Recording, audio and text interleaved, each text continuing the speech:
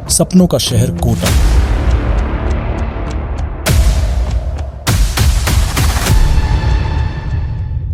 हर एक स्टूडेंट जो JEE NEET की प्रिपरेशन के लिए कोटा जाने की एक बार तो सोचता है।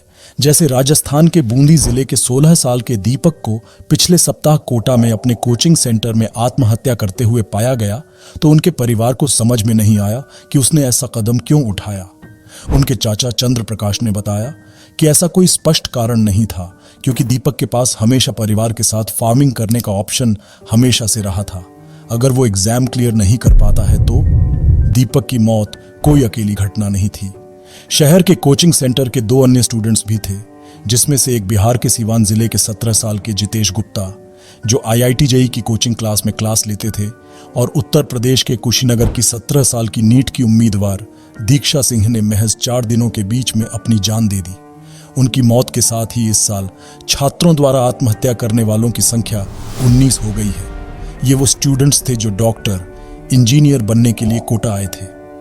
अब इनके नाम के साथ डॉक्टर या इंजीनियर नहीं, बल्कि स्वर्गीय मृतक जैसे शब्द जुड़ गए। पिछले 12 साल में 160 सुइसाइड, 1 साल में 30 सुइसाइड और 6 महीने में 4 सुइसाइड। साल दर साल कोटा में सुइसाइड का आंकड़ा बढ़ता ही जा रहा है। लास्ट ईयर कोटा में कई स्टूडेंट्स ने अपनी जान गंवा दी। कोटा एजुकेशन की मंडी से बदलकर अब आत्महत्या का गढ़ बनता जा रहा है। एजुकेशन देने की बजाय अब मौत दी जा रही है। कोटा पहले जेईई नीट की तैयारी कराने का एक अच्छे खासे हब से जाना जाता था, लेकिन अब स्टूडेंट्स की आत्महत्या करने से जाना जा रहा है। सबसे बड़ा सवाल बनता है कि अब कोटा एजुकेशन सिटी से सुइसाइड सिटी में कैसे कन्वर्ट हो रही है। इसका कारण क्या है? सुइसाइड करने के लिए दोषी कहीं ये कोचिंग सेंटर तो नहीं है। स्टूडेंट्स के ऊपर कंपटीशन का प्रेशर डालते हैं पेरेंट्स, जो बच्चों से हाई एक्सपेक्टेशन रखते हैं। स्ट्रेस के चलते बच्चे गलत कदम उठा लेते हैं, या फिर वो सिस्टम जो सब देखकर भी अनदेखा कर रहा है। आज की इस वीडियो में हम यही समझेंगे कि कैसे कोटा में बच्चों के सपनों का गला घोटा जा रहा है। दोस्तों, कभी एजुकेशन हब से जाना जाने वाला कोटा शहर कुछ समय से अब सुइसाइड हब से भी जाना जाने लगा है। लेकिन अब घास की तरह तेजी से फैल रहे कोटा की कोचिंग सेंटर आज बिजनेस बन गए हैं। कोटा में करीबन 1.5 लाख स्टूडेंट्स हर साल आते हैं, और इनमें यूपी और बिहार के सबसे ज्यादा स्टूडेंट्स होते हैं। देखा जाए तो स्टूडेंट्स आमतौर पर 11th क्लास में एडमिशन लेते हैं और अगले 2 साल देश के टॉप मेडिकल और इंजीनियरिंग कॉलेज में एडमिशन के एंट्रेंस एग्जाम की तैयारी में बिताते हैं, और इसका साल का खर्चा 1.5 लाख से 5 लाख तक आता है। लेकिन सुइसाइड करने का कारण है क्या?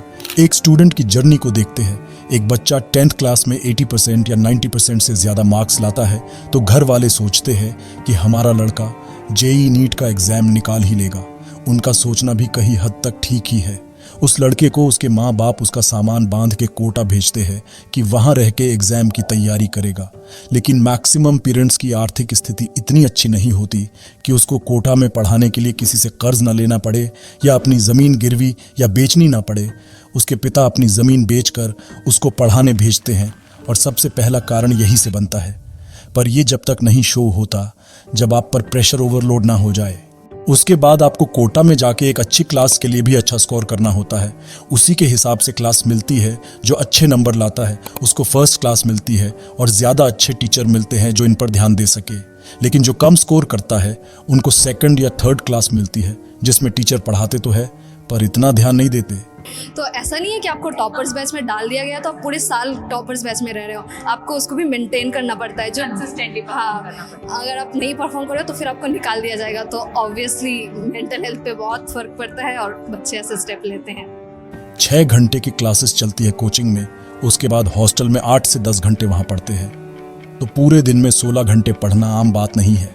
बस उनकी दुनिया उतनी ही रह जाती है। हॉस्टल फिर क्लास, उसके बाद जो कोचिंग में एग्जाम कराए जाते हैं परफॉर्मेंस देखने के लिए, फिर उसके बाद भी क्लास अपग्रेड कर सकते हैं। लेकिन उसमें जिन लोगों के नंबर कम आने लगते हैं तो वो परेशान होना शुरू हो जाते हैं। वो मेहनत तो करते हैं और नंबर भी अच्छे आते हैं, पर बीच बीच में ऐसा होता है कि जब आपके मार्क्स नहीं आते हैं, आप अच्छा स्कोर नहीं करते हो, आपकी तबीयत खराब हो जाती है, बैकलॉग बहुत ज्यादा हो जाता है, क्लासेस मिस हो जाती हैं, तो आप मतलब संभाल नहीं पाते खुद को कि यार मैं कैसे इतना सारा बैकलॉग अपना कंप्लीट करूं। लेकिन वो लोग जो और भी अच्छा स्कोर कर रहे हैं उनको बीट करने के लिए कम होते हैं। फिर उनको प्रेशर पड़ने लगता है कोचिंग की तरफ से। वो खुद भी सोच में खो जाता है। फिर फीस की टेंशन, घर वालों से झूठ बोलना कि मेरी अच्छी पढ़ाई चल रही है, क्योंकि पापा जमीन बेचकर पढ़ा रहे हैं। हम लोगों पे बहुत ज़्यादा प्रेशर होता है और उसमें मेन रोल, अगर हम ये कहते हैं कि किसी एक का नहीं होता, हम ये नहीं कह सकते कि किसी कोचिंग के प्रेशर की वजह से क्या, या किसी के भी, सबसे मेजर रोल हो जाता है अगर हमारे पेरेंट्स हमारे साथ होंगे ना, तो फिर कोचिंग का या किसी को भी प्रेशर उतना हद तक अफेक्ट नहीं कर सकता है। और हर एक बच्चे अंदर ही अंदर रिलेट करता है। जैसे बहुत सारे ऐसे बच्चे होते हैं जो अपने पेरेंट्स से खुल के नहीं बता पाते, मार्क्स में बहुत कम आए, टेस्ट में मार्क्स बहुत ज़्यादा कम आए। अब ये पता है कि भाई घर वाले तो इतने एक्सपेक्टेशंस हमसे रखे हैं, कोटा में रखे हैं, अगर इतने कम मार्क्स आ रहे हैं और उसके ऊपर ऑलरेडी गिल्ट है। अब जो बच्चा नहीं पढ़ रहा होगा उसे तो नहीं होगा, बट जो पढ़ रहा है उसे तो गिल्ट है। अब अगर वो अपने पेरेंट्स से भी डर रहा है, अब उसके पेरेंट्स ने देखा, बोल दिया कि तुम पढ़ क्या रहे हो, तुम कोटा में कर क्या रहे हो, इतना पैसा मैंने लगा दिया, क्या है, तो वो क्या करेगा?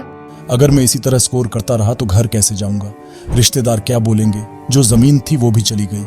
इतना डिप्रेशन होकर भी वो पढ़ता रहता है, लेकिन फिर से टेस्ट में उसका स्कोर अच्छा नहीं होता है, तो ना ही वो सो पाता है ना ही खा पाता है, जिससे उसके दिमाग पर और असर पड़ता है।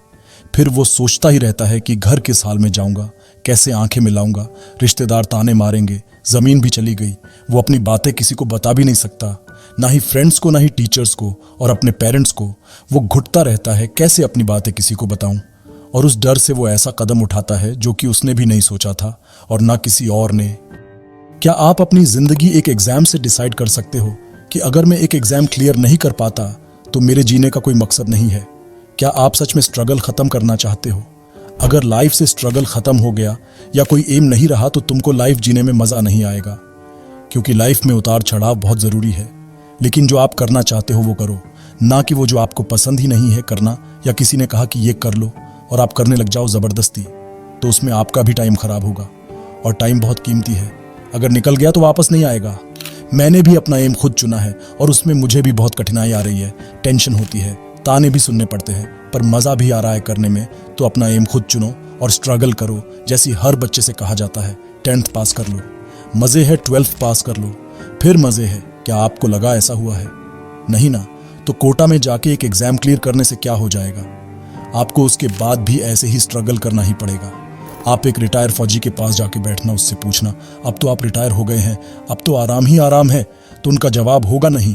क्योंकि जब आप एक काम को बार बार करोगे तो उस काम से ऊब जाओगे। जैसे आपकी मनपसंद कोई भी चीज़ रोज़ खाओ और पेट भर के खाओ, आप ज़्यादा से ज़्यादा 1 महीना या खींचतान के 2 महीना खा लोगे, उसके बाद आप उससे भी ऊब जाओगे। आप उसे देखकर नज़रें फेर लोगे, भूखा रहना पसंद कर लोगे, लेकिन खाओगे नहीं, आप दूसरी चीज़ टेस्ट करोगे। तो लाइफ में एक ही चीज़ क्यों करनी, हर चीज़ करना चाहो, खुद को और बेहतर बनाओ।